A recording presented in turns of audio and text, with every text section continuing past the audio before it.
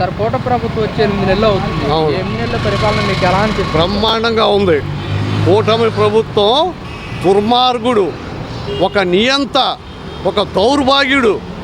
ఎంత అరాచకం చేయాలో అంత అరాచకం చేసి రాష్ట్రాన్ని, అసలు అటువంటి దౌర్భాగ్యుడు ఈ రాష్ట్రంలో పుట్టాల్సిన మనిషి కాదు. వాడు మన కర్మగాలి ఇక్కడ పుట్టి విధ్వంసం చేసేసి రాష్ట్రాన్ని, కుక్కలు చింపిన విస్తర చేసేసి రాష్ట్రాన్ని 10 లక్షల, అదేమంటే మంచి చేసి ఓడిపోయిన అంటున్నాడు. అరే దౌర్భాగ్యుడా, నువ్వు చేసిన మంచి ఏంట్రా?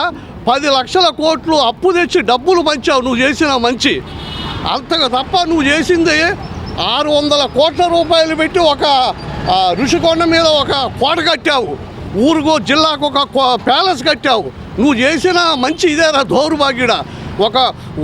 ఒక్క పరిశ్రమ తీసుకురాకపోగా ఉన్న పరిశ్రమలన్నీ తరివేసి రాష్ట్రంలో ఒక ఉద్యోగం లేక సంపూర్ణ మద్యపానం అని చెప్పేసి దొంగ బ్రాండ్లు, ఒక సిండికేట్, ఒక దొంగల ముఠ తయారయ్యి రాష్ట్రంలో ఒక సిండికేట్ చేసి మద్యంలో ఇది చేసి జే బ్రాండ్లు తెచ్చి విధ్వంసం.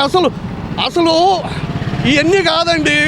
ఫైనల్గా నేను చెప్పేది ఒకే మాట, అటువంటి దౌర్భాగ్యుడు రాజకీయాల్లోనే కాదు, ఈ రాష్ట్రంలోనే కాదు, ఈ లోకంలోనే ఉండడానికి వాడికి అర్హత లేదు. That's all.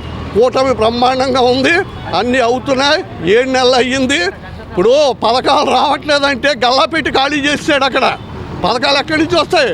గల్లాపెట్టిలో రూపాయి బిళ్ళ లేదు. అక్కడ నెమ్మదిగా పుంజుకుంటారు. ఇంకా 4.5 ఏళ్ళు టైం ఉంది, అన్నీ అవుతాయి. అది నేను చెప్పొచ్చేది ఇదే. ఆ దౌర్భాగ్యుడు ఏమన్నా పుంజుకుని మళ్ళా ఏమన్నా పుంజుకుని వస్తే ఇంతకింత విధ్వంసం చేస్తాడు. మళ్ళా వాడు ఇప్పుడు రగిలిపోతున్నాడు కక్షతో. నన్ను ఓడించారు, డబ్బులు పంచిన 10 లక్షల కోట్లు అప్పులు చేసి డబ్బులు పంచిన నన్ను ఓడించారని రగిలిపోతున్నాడు. ఆ దౌర్భాగ్యుని రానియకూడదు.